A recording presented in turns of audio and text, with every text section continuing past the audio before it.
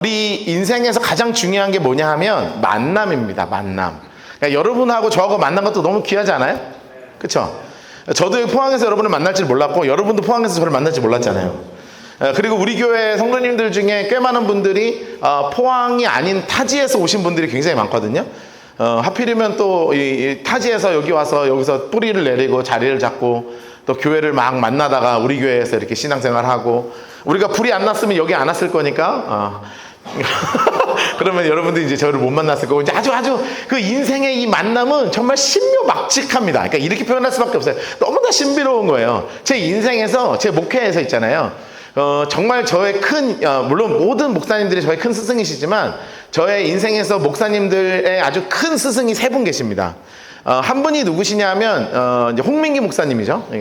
제가 20살, 26살에 처음 만났거든요, 홍 목사님을.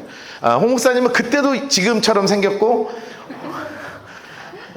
벌써 수십 년이 흘렀는데 그때도 그렇게 생겼고 지금도 그렇게 생겼고, 제가 생각할 때는 앞으로도 그렇게 생겼을 가능성이 높습니다. 그러니까 그렇게 생긴 분이에요. 그렇게 생겨서 우리는 대학원 때 만났는데 뭐라고 생각했냐면, 몇 살일까? 우리 모두 다 질문이었습니다. 저 사람 나이를 맞추자.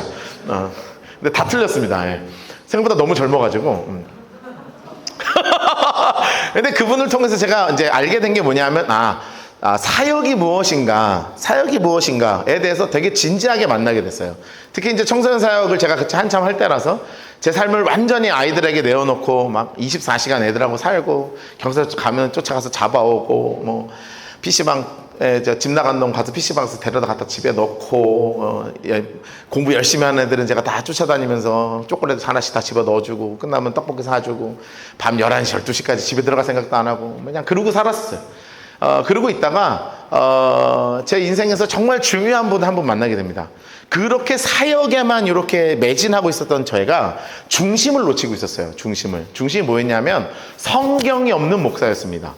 되게 무섭죠? 목사인데 안에 성경이 없는 목사예요. 그러니까 말은 잘하는 목사일 수 있는데 안에 성경이 없는 목사들이 있거든요.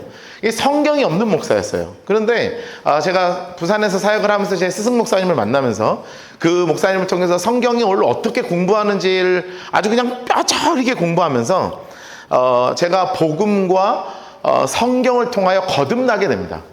정말 거듭나게 됐어요. 저는 목사 안수 받고 거듭났습니다. 정말 부끄러운 고백이지만, 물론 예수님을 나의 구주로 영접했고 중학교 때 예수님 나를 인격적으로 만났지만, 그 이후에 내 삶의 중심과 방향이 어떻게 가야 될지를 고민할 때 제 부산에 계셨던 스승 목사님을 통해서, 성경을 통해서 제가 이런 귀한 만남을 통해서 뒤집어졌어요. 그러고 나서 제가 서울에서 사역을 할 때 우리 스승 목사님이 정말 목회가 무엇인지를 알게 하신 목사님입니다. 목회는 무엇인가? 그래서 그 목사님이 책을 한 권 쓰셨어요. 목회 철학이라는 책을 한 권 쓰는데, 거기에 목회를 뭐라고 정의하셨냐면, 목회는 싸움입니다, 이렇게 정의를 하셨습니다. 그게 제 삶의 가장 큰 모토가 됐어요. 왜 목회가 싸움이냐? 그럼 제가 여러분들하고 맨날 파이트 한번 할까요? 뭐 이런 싸움을 얘기하는 게 아닙니다. 이런 싸움을 얘기하는 게 아니라, 보통 이 교회들을 보면 기득권 세력들이 항상 있거든요. 기득권이 있습니다. 우리는 기득권이 없는 교회예요. 너무나 감사하게. 왜냐하면 개척교회라서 누구 하나 기득권이 있을 수 없는 상황에서 교회가 시작됐거든요.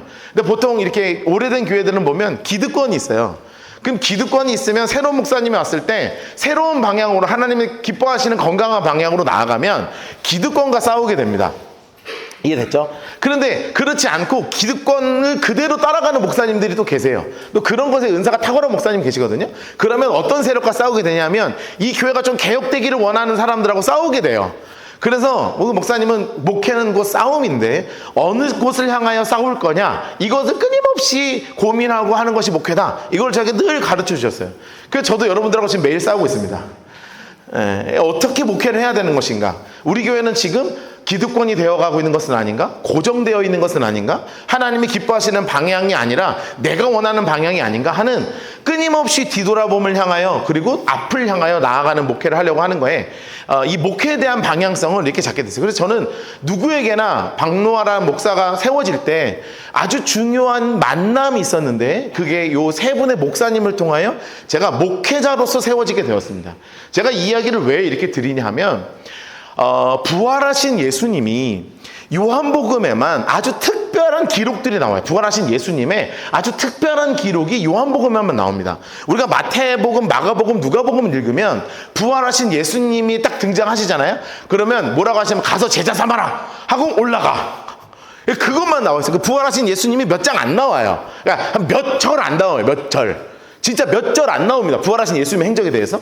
근데 아주 요한복음에만 아주 특별하게 등장하는 게 나오는데 뭐냐면 오늘 우리가 읽을 20장과 그리고 21장에 예수님이 제자들을 향해서 특별하게 찾아가신 장면이 나옵니다. 찾아가신 장면. 누구와 누구를 향해 찾아가시냐면 첫 번째는 도마를 찾아가세요. 두 번째는 7명의 제자를 찾아가면서 특별히 누구와 만나주시냐면 베드로를 만나주십니다.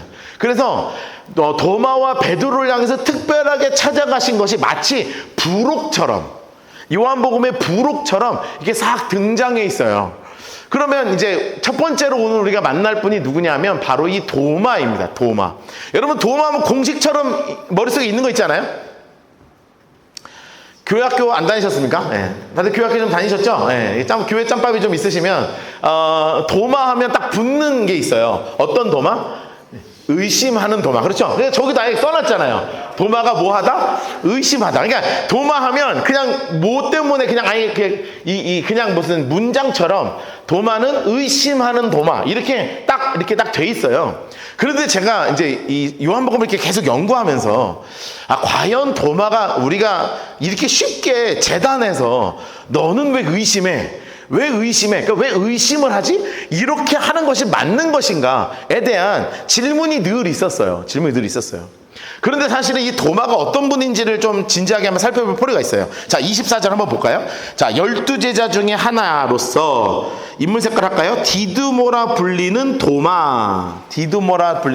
도마를 아주 특별하게 찾아갔습니다. 그런데 25절 동그라미 해놓고 별표 쳐놓으실까요? 자, 요게 이제 도마를 향해서 보통 성경에서 의심한다 라고 이야기하는 거예요. 자, 다른 제자들이 그에게 이르되 중요한 게 이거다. 노란색으로 색칠합시다. 24절 예수께서 오셨을 때 함께 있지 아니한지라 이렇게 되어 있습니다. 여러분 그러니까 도마는 예수님이 부활하셔서 첫째 날 저녁에 제자들을 찾아오셨어요.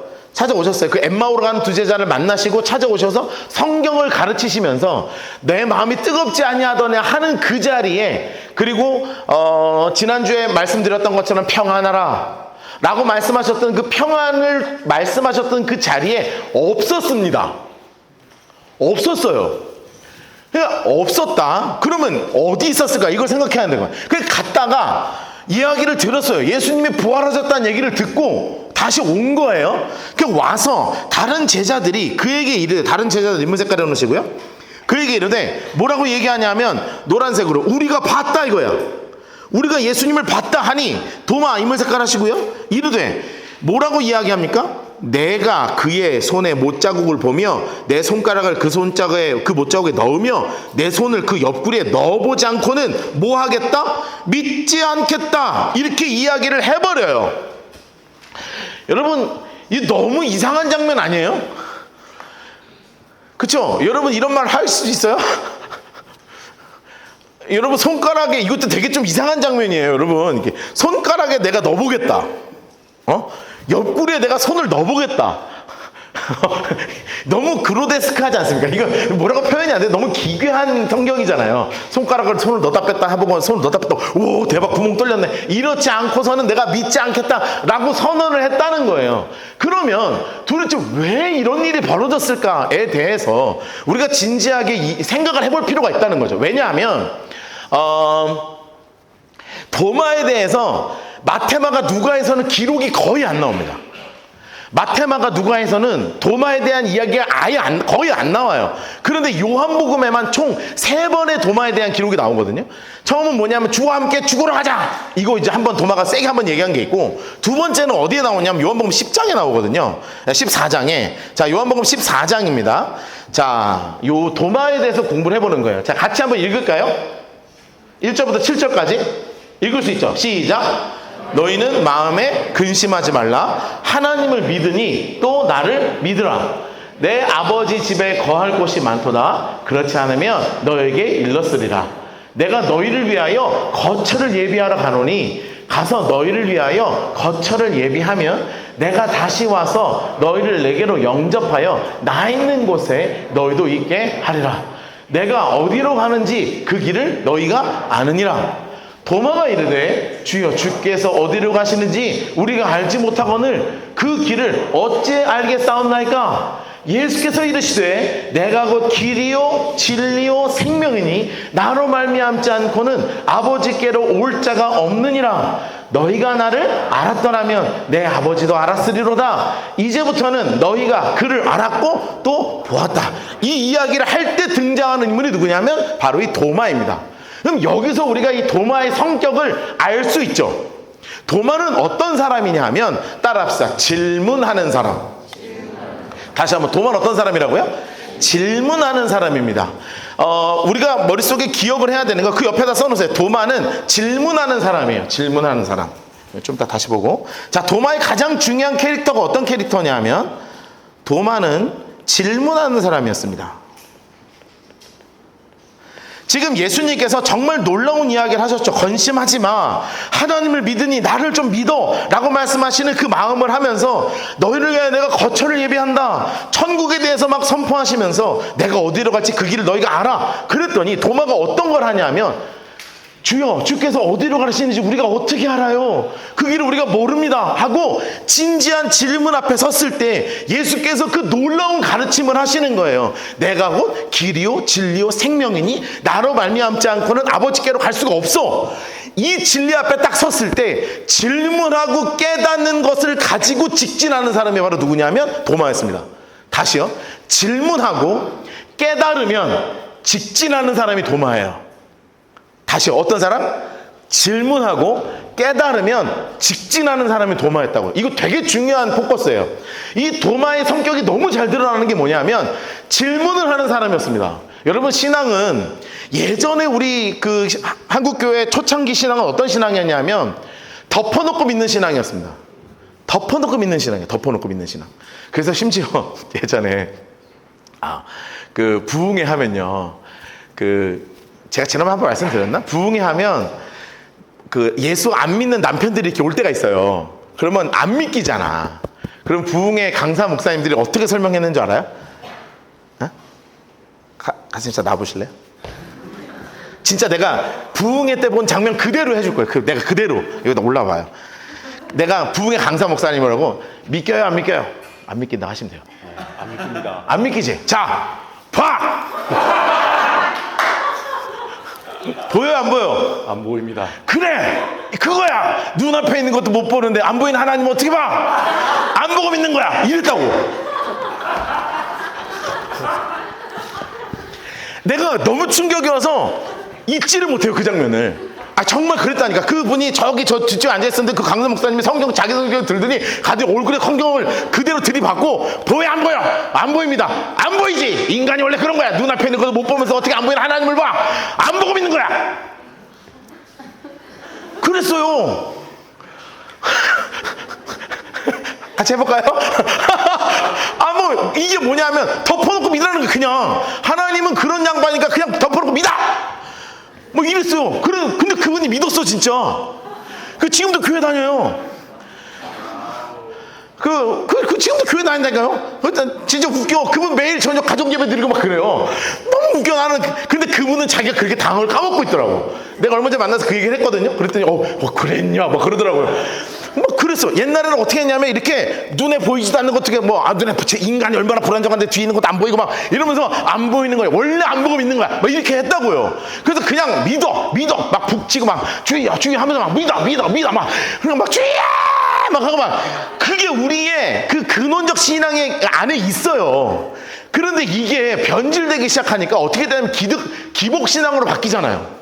주여 막 이루어 주시옵소서, 병 고쳐 주시옵소서, 막 그냥 맨날 주시옵소서. 이 신앙으로 가서 그냥 그냥 변질된 기복신앙으로 그냥 안 보고 덮어놓고 믿어버리니까 그런 일이 돼버렸어요.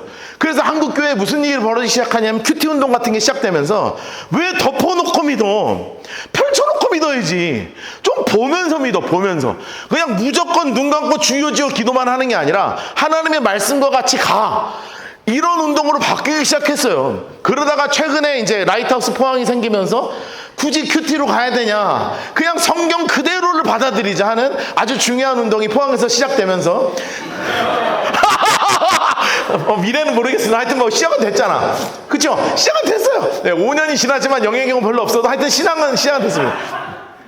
그러니까 우리가 이렇게 진지하게 어디 앞에 서서 하나님의 신앙을 세워줘야 되냐면 하나님의 말씀을 펼쳐놓고 그대로 말씀 그대로가 내 삶에 이루어지기를 기도하면서 말씀 중심의 신앙으로 나아가야지 하나님 앞에 정말 건강한 신앙이 돼요. 근데 말씀 앞에 설 때 우리가 늘 덮어놓고 질문하지 않는 신앙이 아니라 펼쳐놓고 늘 하나님의 말씀 앞에 질문하는 신앙을 가져야 돼요. 근데 이렇게 얘기했더니 무슨 생각을 하냐면, 그럼 성경을 읽다가 그런 거 궁금하면 물어봐. 그거를 하지 말라고요. 아직은. 몇 번까지는? 성경 십독 전까지는 질문하지 마. 왜냐하면 너무 궁금한 게 많아져요. 왜냐하면 성경은 있잖아요, 우리 인간의 머리로 이해할 수 있는 책이 아니에요. 이해가 안 되는 게 정상이에요. 죽은 나사로가 살았다? 여러분 믿어져요? 이게 정신 나간 거예요. 예수님이 무리를 걸었다. 어떻게 물리법칙이 가능하냐? 무리를 어떻게 걸어? 돼요? 오병이요. 이게 믿어지는 게 맞아요? 질문하기 시작하면, 그러니까 성경 구절 하나하나를 질문하기 시작하면 답이 없는 거예요, 원래 성경은. 그래서 어떻게 이야기하냐, 목사님들이 펼쳐놓고 말씀 앞에 서라. 최소 10독 이상 하면서 말씀 앞을 진지하게 서. 그러면 무슨 일이 벌어지냐면 말씀이 말씀을 해석하기 시작해요. 성경이 성경을 읽어주기 시작해요. 그래서 지금 머릿속에 이게 궁금하지만 넘어가잖아요. 뒤에 답이 나와요. 그게 답이 없어도 정말로 정답 같은 놀라운 믿음의 은혜가 내 안에 들어와요. 궁금한 건 중요한데 성경 한 구절 한 구절을 질문하는 게 아니에요. 제가 여기서 질문하라는 건 말씀 앞에 서서 나를 질문하라는 거예요. 나를. 내 신앙을 질문을 하라는 거예요. 말씀 앞에 서서 말씀이 내 삶으로 다가오고 있는가를 질문하라는 거예요. 제가 이 얘기를 왜 하는 줄 아세요? 지금 이 도마가요, 여기 없었다 그랬잖아요. 없었어요. 어디 갔을까 이 친구 하나. 가룟 유다는 지 혼자 죽었고 11명 남았는데 12제자 중에 그 중에 한 명 빠진 10명은 다 있었어.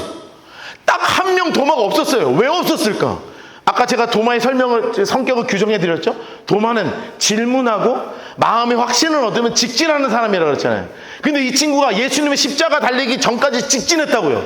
주와 함께 죽으러 가자 하고요, 막 직진해서 달렸어. 근데 이 친구가 예수님이 내 눈앞에서 죽는 거예요. 내가 그렇게 믿었던 그 양반, 내가 그렇게 의지했던 그 양반이 이 십자가라고 하는 참혹한 형벌 가운데 자기들의 문화에서는 가장 수치스러운 그 죽음을 향해서 달려 죽어버린 거예요. 여러분, 내가 정답이라고 했던 것이 무너지기 시작한 거예요. 여러분, 여기서 도마가 그 깊은 동굴로 들어가지 않았겠어요? 과연 예수는 누군가? 나에게 예수는 어떤 존재인가? 내가 3년을 목숨 걸고 따라다니고 내 모든 직업을 다 버리고 내 삶을 다 버리고 쫓았던 그 예수는 어떤 존재인가? 내 눈앞에서 죽어버렸어. 이 존재가 진짜 신인가? 아니면 인간에 불과했던 것인가? 하는 질문에 빠지지 않았겠어요? 물론 이거는 제 생각이에요. 천국 먼저 가는 사람이 물어봐야 돼요. 왜 안 왔냐 도대체? 뭐 했냐 그때? 그러면 아마 거진 비슷하게 이 얘기 할 거예요. 나 궁금했어. 나 질문하고 있었어.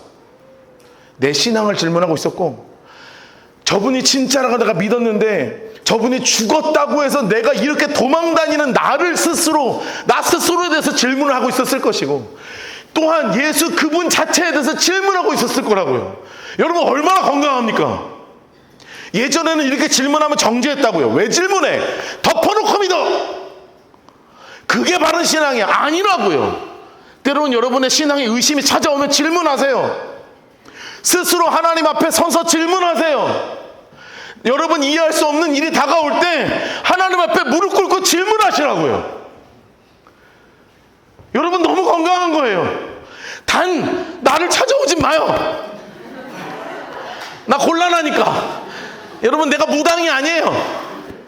그걸 물어보라는 게 아니야. 하나님 앞에 질문하라고요. 하나님 도대체 이런 일이 나에게 왜 찾아왔습니까?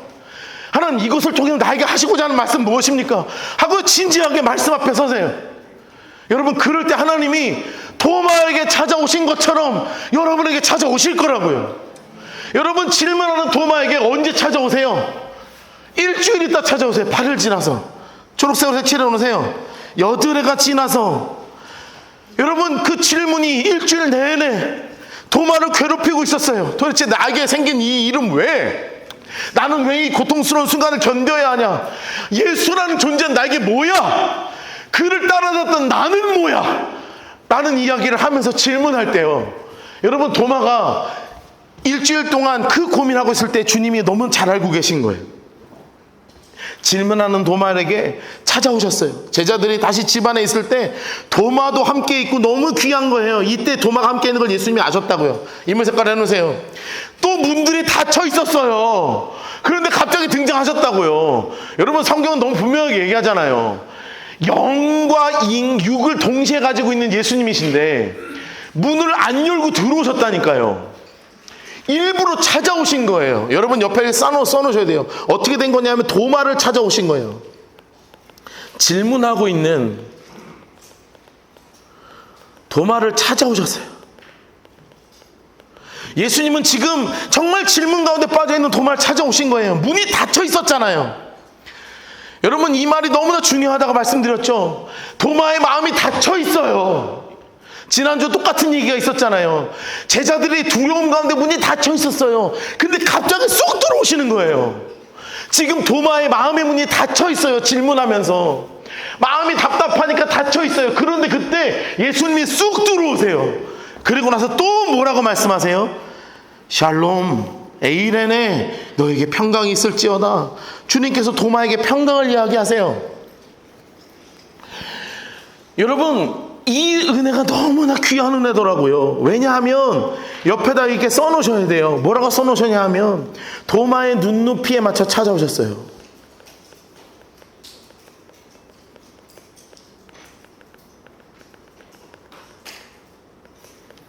예수님은 언제나 마찬가지예요. 우리의 눈높이에 맞춰서 찾아오세요. 그래서 도마의 인생에 쑥 문이 닫혀있는 그 도마의 인생에 쑥 들어오십니다. 여러분 그러면서 제가 이 설교를 할 때 생각났던 게 뭔지 아세요? 마태복음 10장 30절 말씀이에요. 같이 한번 읽읍시다. 시작. 너희에게는 머리털까지 다 세신 바 되었다. 여러분 성경에서 예수님이 우리를 얼마나 이해를 잘하고 계신다고 설명하고 있냐면 머리카락 하나까지도 세우고 계신다 이렇게 성경에서 이야기하고 있다고요. 여러분 정말 우리를 완전하게 이해하고 계시는 분이 누구시냐면 우리 주님이시라고요. 나를 완전하게 이해하고 계시는 분이 내 안에 쑥 들어오셔서 그 질문하고 고민하고 있는 도마에게 찾아 들어오신 거예요. 도마가 뭐라고 얘기했어요? 내가 그 손가락 넣어보고 옆구리에 손 넣어보지 않고는 나 믿지 않아 라고 이야기했잖아요. 그랬더니 주님이 뭐라고 말씀하세요? 지금 도마에게 이르시되 손가락. 아, 참 우리 예수님 참 짓궂기도 하고요.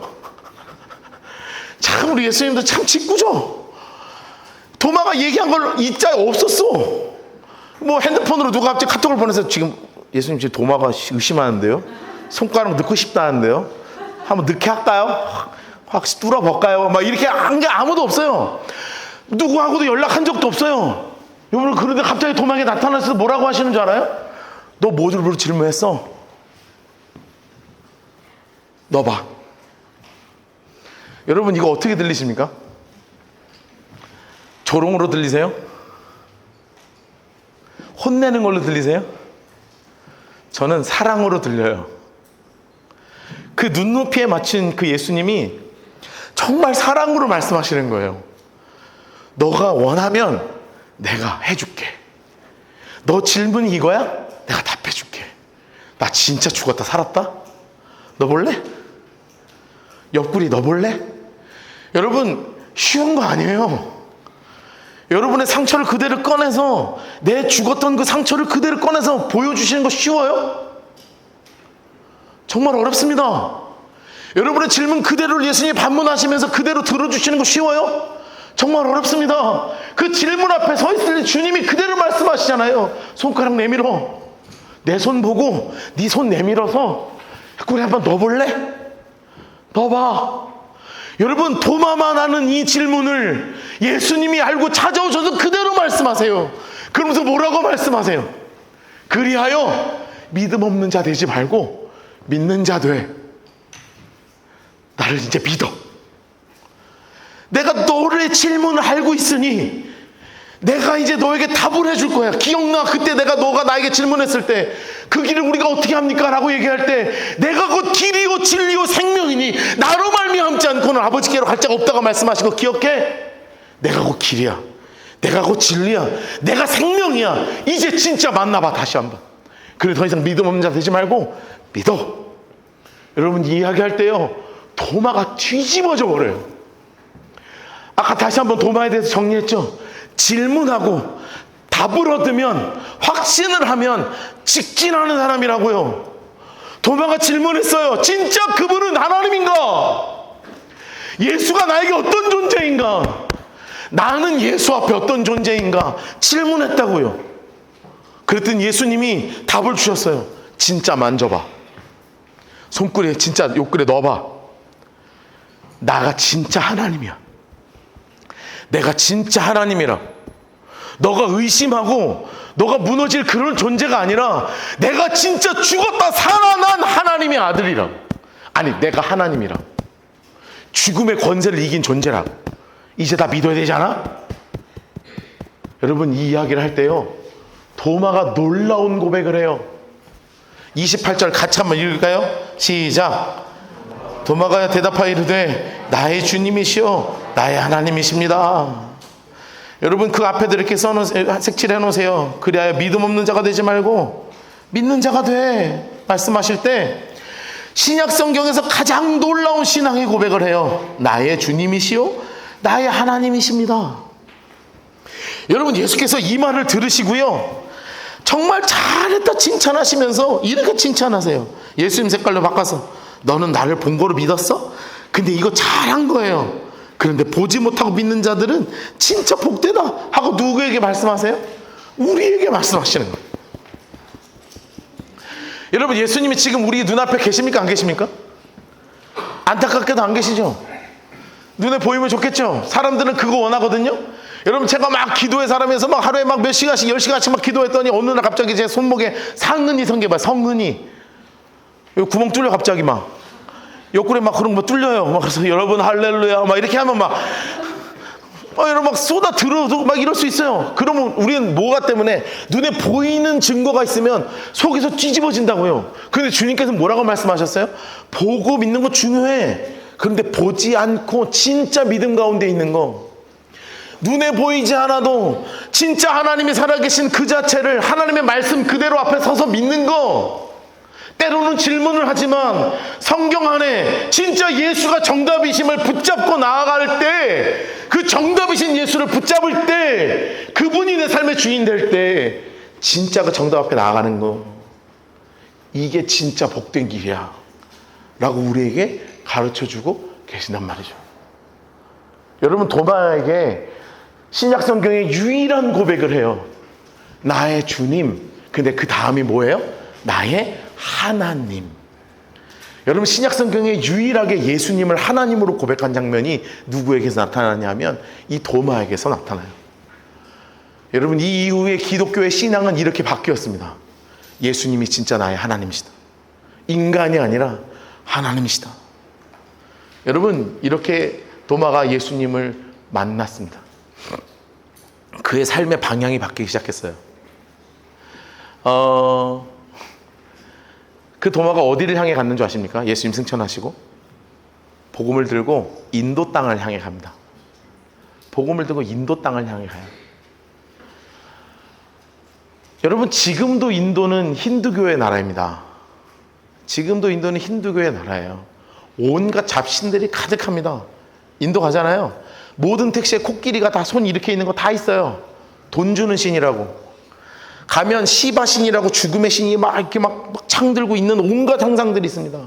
제가 진짜 인도 가서 여러분 말씀드렸잖아요. 죽음의 신의 신전에 제가 탐방하러 갔을 때 있잖아요. 거기서 진짜 염소를 지금도 산제사로 드리고 있는 걸 내 눈으로 봤다고요. 닭두대에서 그대로 단두대에서 염소의 목을 치더라고요. 그 피를 제단에 바치더라고요. 여전히 그런 제사를 드리고 있어요. 인도 땅은요. 여러분 2000년 전에는 얼마나 심했겠습니까? 온갖 잡신의 나라 그 땅 가운데 도마가요. 복음을 들고 찾아가요. 여러분 지금 인도 땅에 기독교 인구가 몇 만인 줄 아십니까? 최소 2,500만에서 3,000만입니다. 여러분 우리나라는 몇 만인 줄 아십니까? 공식 통계상 700만 잡힙니다.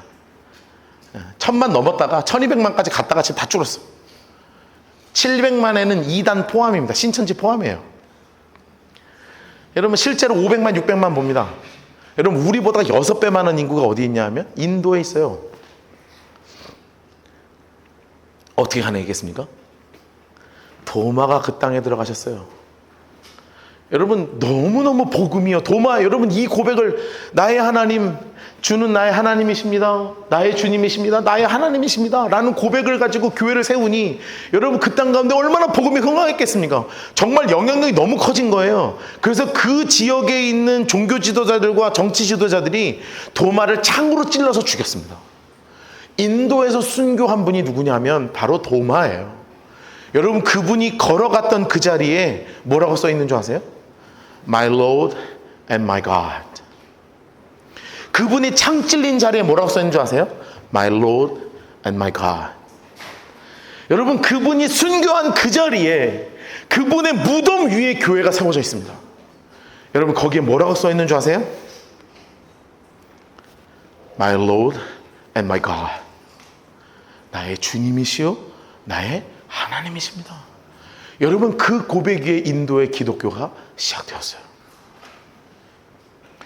여러분 우리는 도마를 의심 많은 도마라고 폄훼합니다.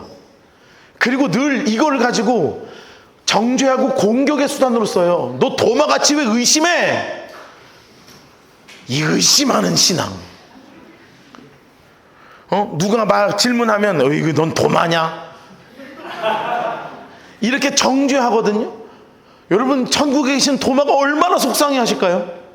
여러분 도마는 의심하는 신앙이 아니라 질문하는 신앙이었습니다. 그리고 그분은 예수님을 만나고 성경을 통하여 질문에 답을 얻은 이후에 주님을 향하여 목숨 걸어 직진했던 분이에요. 저는 우리 라이트하우스 포항 성도님들의 삶이 모두가 다 동일할 수는 없으나 이런 믿음의 삶의 고백이 우리의 고백이 되기를 주님으로 축복합니다. 예수님이 정답입니다. 말씀 안에서 그 정답을 찾으십시오. 그리고 그 정답을 찾으면 직진하여 나가는 거예요. 여러분 제가 제 스승이 한 분이 성경을 가르치신 부산에서 만난 목사님이라고 말씀드렸잖아요. 여러분 제가 예전에 말씀드렸지만 저는 성공주의 목사였거든요.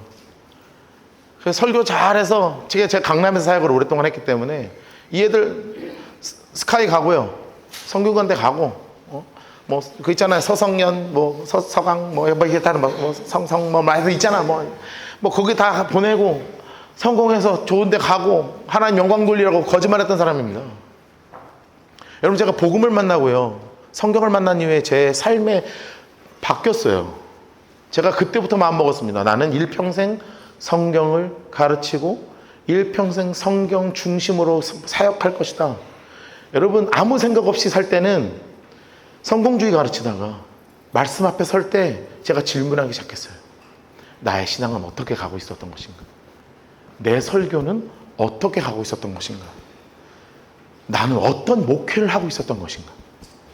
질문하다가 성경 앞에 꼬꾸라졌어요. 그리고 성경을 향하여 죽어라 나가기로 다짐하고 지금도 성경 중심으로 직진하고 살고 있습니다. 여러분 제가 포항 땅에 올 때요. 저는 포항을 너무 몰랐어요. 무서웠어요. 아는 동네가 아니고 아는 사람도 하나도 없었거든요. 지금 솔직하게 이야기하는데 저랑 아내랑 너무 무서웠어요. 포항 오는 게.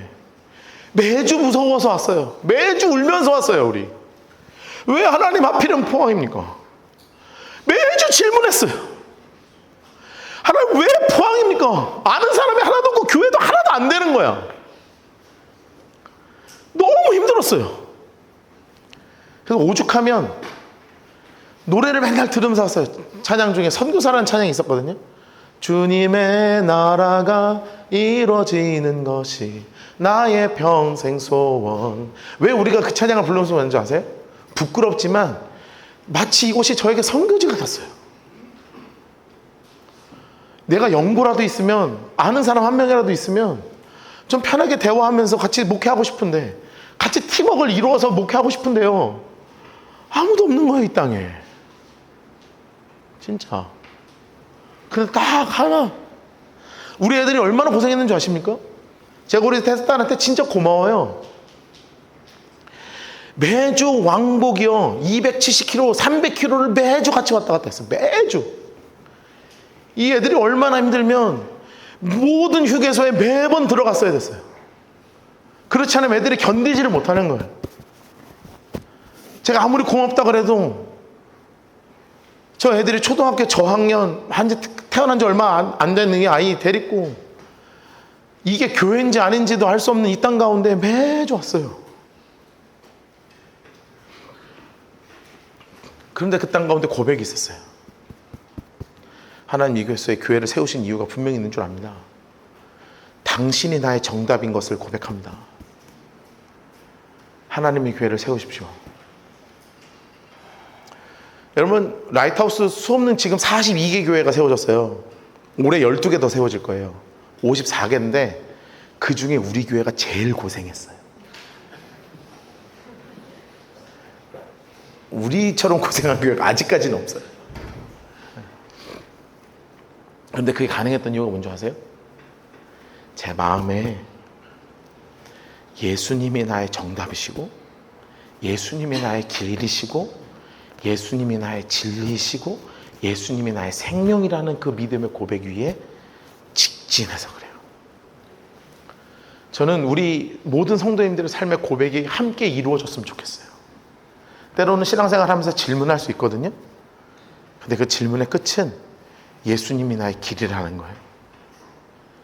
때로는 의심할 수 있거든요. 근데 그 끝은 예수님이 나의 진리라는 거예요. 때로는 떠나고 싶을 때가 있거든요. 과연 예수가 뭐야? 교회는 뭐야? 사람들은 왜 저래? 그런데 우리는 정답 앞에 설 거예요. 예수님이 나의 생명이라는 정답이요. 사랑하는 성도 여러분 질문하십시오. 그러나 예수님 앞에 예수님이 나의 정답인 것을 붙잡고 나의 길이요, 진리요, 생명이신 그분과 함께 진짜 믿음으로 끝까지 걸어가는 우리 진짜 멋진 라이트하우스 황성도들 되시기를 주님의 이름으로 축복합니다.